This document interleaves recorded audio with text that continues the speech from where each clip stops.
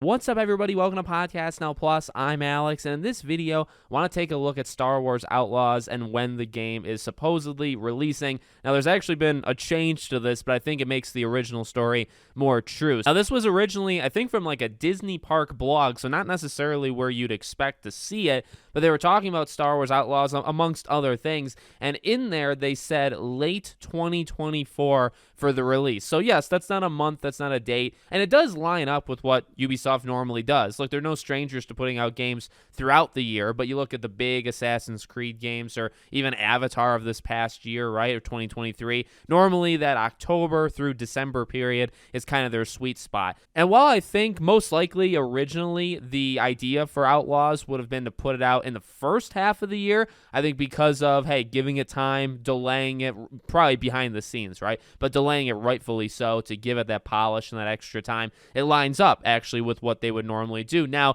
you could say, well, now you got Star Wars Outlaws and most likely Assassin's Creed, the next big Assassin's Creed game. Both of those games could very well come out within the same 2 to 3 months or in the same kind of area as each other. So that could actually be kind of wild, and I hope that would work out for Ubisoft, maybe not take away from each other, right? But now why I say it was changed, right? Well, it was actually amended, the blog post, and now it just says 2024. So, and like we've talked about this with job postings and other things. Look, if something is on somebody's profile, let's say, and they take it down 2 days after it becomes kind of public, well, that means, that means it was true, right? And too many people saw it and they had to, go back and change it. So I actually think that makes it more true that they let the cat out of the bag early. Obviously, there was no determined time period. I guess anyway, it was always 2024, but now they say late 2024, so that's most likely what it is. So like I said, probably that September through December period, somewhere in that range. You probably want to give about a month difference